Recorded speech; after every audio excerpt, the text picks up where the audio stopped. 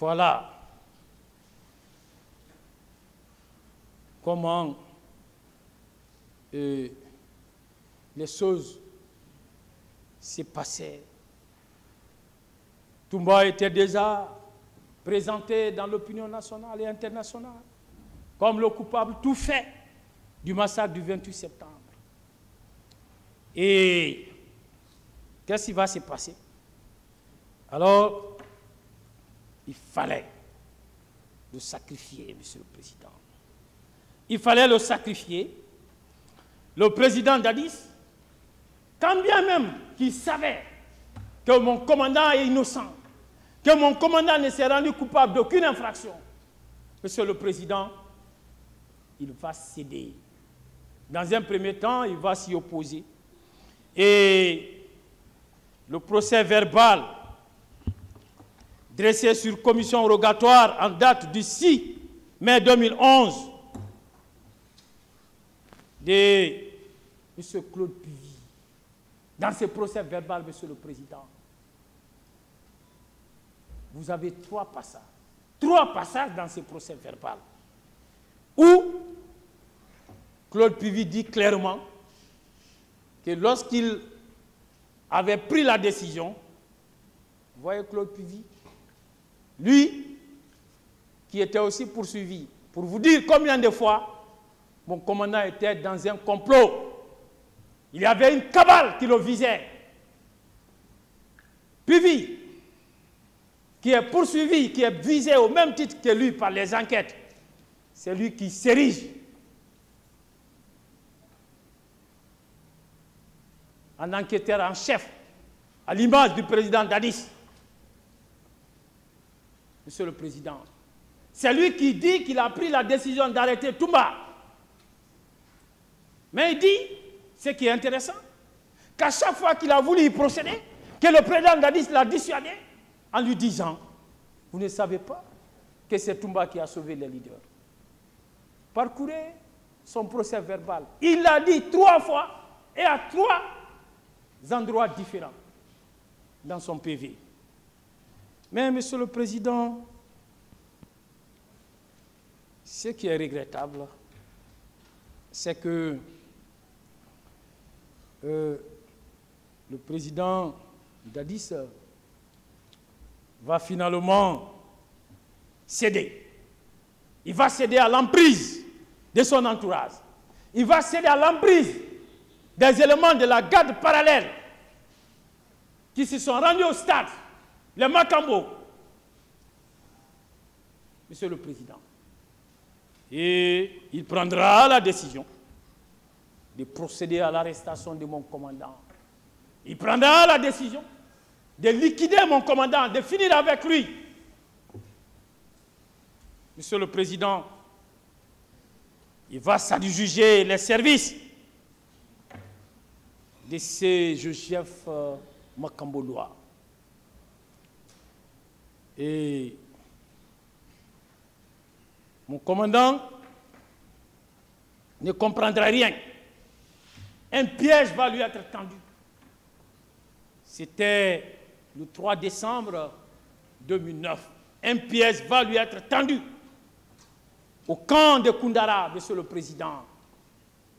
Et puisque mon commandant est hostile, est réfractaire à l'injustice, qu'est-ce qui va se passer comme scénario? Alors, il faut procéder à l'arrestation de 2 éléments de Begré. Et après l'arrestation de 2 éléments de Begré, il faut appeler le commandant et il va vouloir intervenir. Et lorsqu'il interviendra, il faut finir avec lui. C'est ce qui s'est exactement passé. Ce jour, il vous l'a dit ici, il se rendait à une cérémonie de sacrifice. Entre-temps, c'est M. Cissé Raphaël qui détenait son téléphone et la sonnerie de son téléphone retentit. M. Cissé Raphaël décroche et c'est M. Bégré qui était dans le coup qui l'appelle pour lui dire que 2 de ces éléments ont été arrêtés par Joseph Makambo. Il dit, quand il y a des choses comme ça, il faut référer à la hiérarchie. Alors, il dit, ok, je vais venir. Où sont-ils? Mon commandant est allé et il a procédé à la libération des 2, parce que Makambo n'a aucun droit de procéder à l'arrestation d'autres citoyens. Il est qui? Il est qui? Il n'est qu'une personne poursuivie, visée par les enquêtes, au même titre. De quel droit? Mais, Monsieur le Président, qu'est-ce qui va se passer? Dès qu'il a réussi à faire libérer les 2, Général Ibrahima Baldé, le chef d'état-major de la gendarmerie nationale, appelle le président Dadis. Et le plan est ainsi mis à exécution. Il appelle le président Dadis. Le président Dadis, aussitôt, met en action Joseph Makambo Loa. Et Joseph Makambo Loa va mobiliser, Monsieur le Président, un contingent de 5 à 6 véhicules, des bérets rouges, armés jusqu'aux dents, pour venir régler le compte de mon commandant. Il a été surpris de les voir débarquer. Monsieur le Président, ces jours-là, on devrait l'éliminer physiquement, ce qu'on n'a pas pu obtenir mystiquement. Donc, il fallait finir avec lui. Et le président Dadis qui vient vers lui, qui veut le désarmer, pendant qu'il est braqué de partout par des armes les plus lourdes du moment, il a résisté. Et quand il a résisté, Makambo a sauté sur lui dans le but de l'assassiner, repoussant cette agression injuste, cette agression barbare et actuelle, en état de légitime défense. Et puisque mon commandant aussi n'est pas tombé de la dernière pluie, il m'excusera. Il a des pouvoirs, Monsieur le Président, dont il tient d'Allah le Tout-Puissant. Quand il vous disait ici qu'il est le conseiller mystique du président Dadis, cela ne vient pas du néant. Donc, il est parvenu à repousser les agresseurs. Car en matière de légitime défense, Monsieur le Président, en cas de défaillance des pouvoirs publics, toute personne agressée est en état de se défendre pour repousser l'agression injuste. Ça fait partie, d'ailleurs, des fondements de la légitime défense. Donc, il est parvenu à s'en sortir et dans les conditions que nous connaissons tous. Mais, Monsieur le Président, ce qui est regrettable, c'est que lorsque mon commandant parviendra à s'en sortir, une véritable chasse à l'homme va être engagée contre lui. Sa tête même va être mise à prix. Mon commandant et lui, sa famille et tous ses proches n'échapperont pas à cette chasse à l'homme. Monsieur le Président, son grand frère, paix à son âme, Alcide Diakité, de même père et même mère, sera froidement et atrocement assassiné.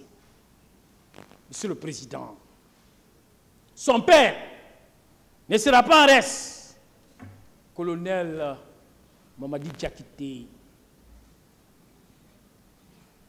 son le chauffeur de celui-ci, Haruna, ne sera pas en reste.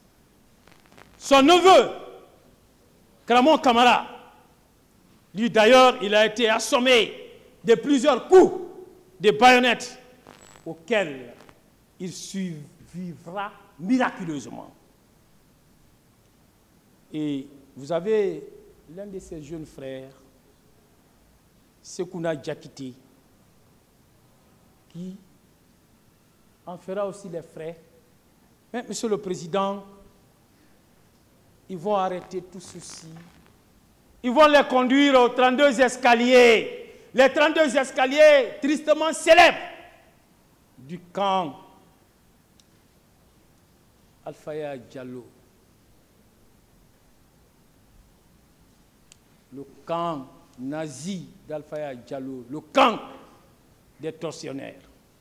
Ils vont être séquestrés pendant plusieurs jours, plusieurs semaines, Monsieur le Président, avant d'être libérés. Son père, d'ailleurs, sera sérieusement molesté.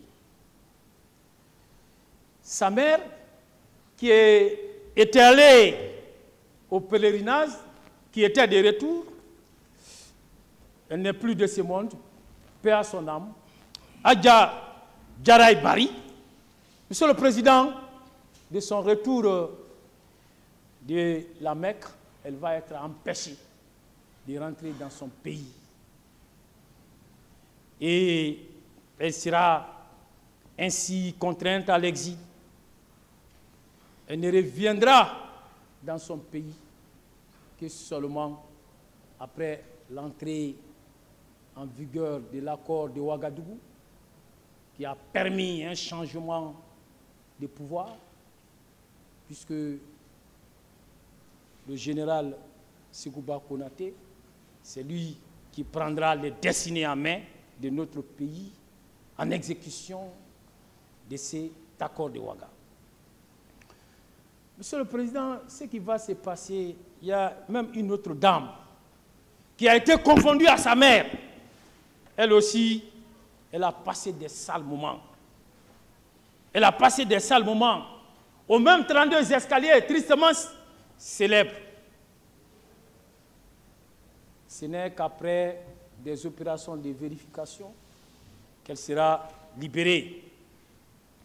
Maître Yomba vous a parlé ici des mésaventures qui furent celles de sa femme, Madame Birgissa Diallo, peut-être elle me suit à présent, et celles de son enfant qui ont été activement recherchées jusqu'à plus tard. Monsieur le Président, on voudrait finir, on voudrait exterminer la famille de mon commandant. Et elle parviendra miraculeusement, avec l'aide du Baobab, à se sauver en se réfugiant au Sénégal. Monsieur le Président, même certains militaires, considérés à tort ou à raison comme étant ses proches, en ont fait les frais.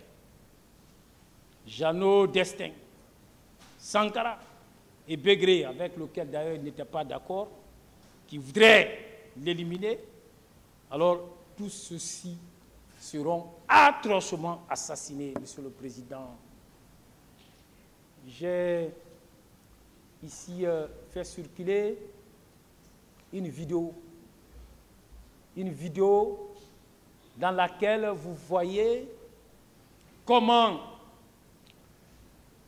ce Begré a été attaché. Les deux pieds, les deux mains, les deux pieds, disons, les deux mains, disons, liées au dos. Comment on le frappait avant de l'assassiner, sous les yeux coupables de M.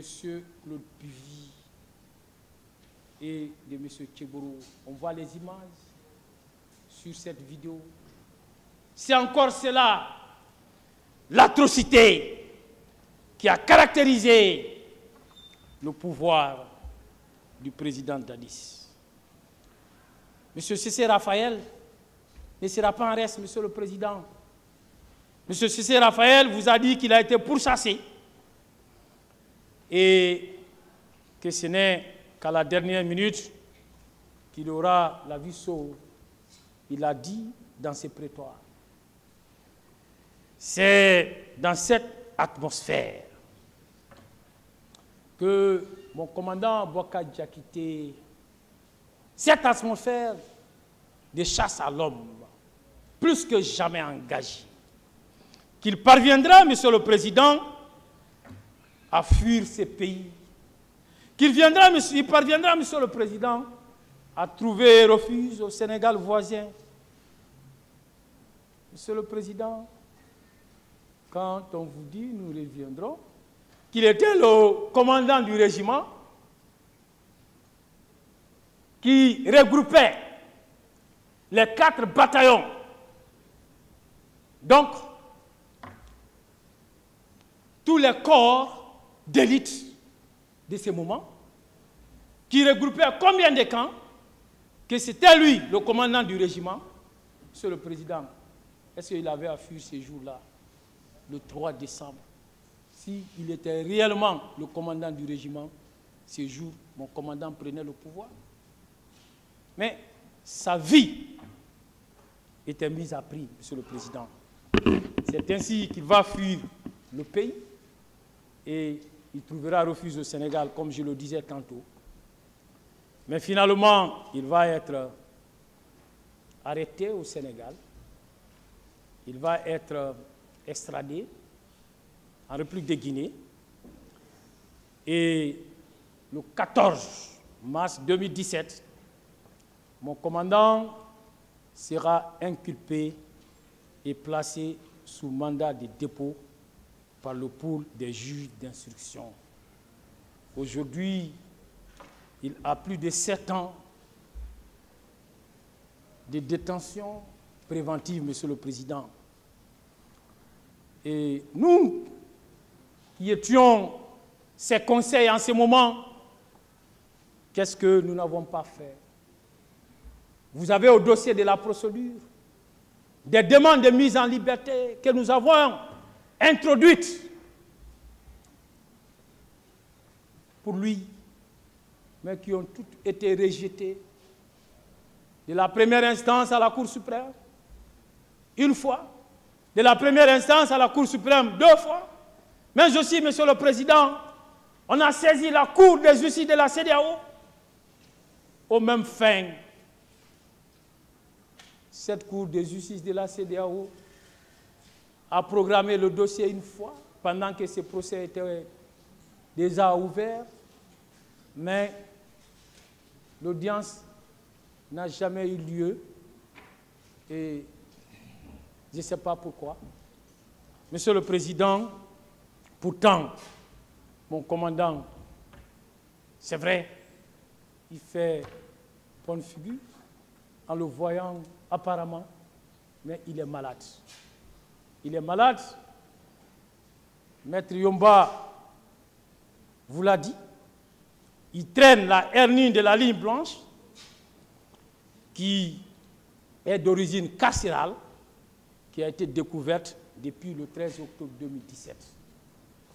Donc, c'est un grand malade et il est obligé parfois, Monsieur le Président, d'utiliser de la gaine pour pouvoir éviter les reflux que cette maladie provoque. Et Maître Abouakar Sylla, dont je parlais tout à l'heure, Feu Abouakar Sylla, savait tellement parler de cette maladie, il connaissait cette maladie dans ses moindres manifestations, et quand il en parlait, Monsieur le Président, vous ne pouvez que lui tirer le chapeau, parce que même un médecin spécialiste de la dite maladie ne pouvait pas faire mieux. Monsieur le Président, comme vous le voyez, c'est dans ces circonstances que ce procès a été ouvert le 28 septembre. On va se limiter là, Ok. d'abord. Merci, Monsieur le Président. Je rejoins le box. Merci.